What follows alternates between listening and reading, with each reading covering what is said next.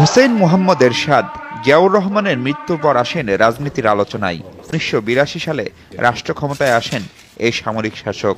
অতীতে সম্ভব হয়নি এমন অনেক পদক্ষেপ আমরা গ্রহণ করেছি শুধুমাত্র আপামর জনগোষ্ঠীর কল্যাণ সাধনে। ১৯৯০ পর্যন্ত দেশ শাসন করেছেন তিনি।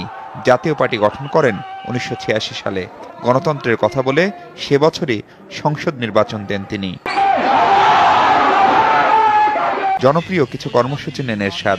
রাস্তাঘাট, অবকাঠামো উন্নয়ন, উপজেলা পদ্ধতি প্রবর্তন, ৬৪ জেলা বাস্তবায়ন, এসব কাজ করে রাজনীতিক হয়ে ওঠার চেষ্টা ছিল তার।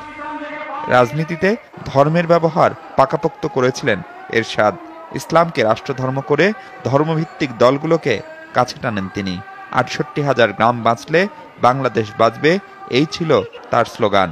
পরিচিত হয়েছিলেন পল্লীবন্ধু এরশাদ নামে।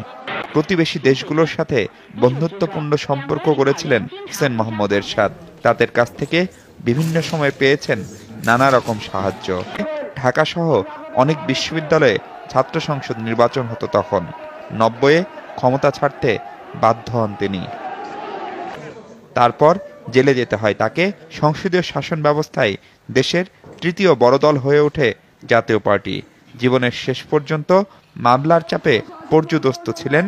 প্রায় পুরোটা জীবন ক্ষমতার কাছাকাছি থাকা এই রাজনীতিক।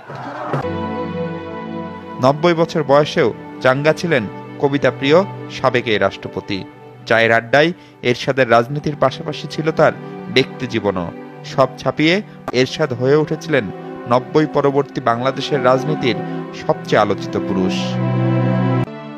আলোচনা সমালোচনা যাই থাকুক, ব্যক্তি জীবন আর রাজনীতিতে মানুষটি বহু বছর থাকবেন আলোচনায়।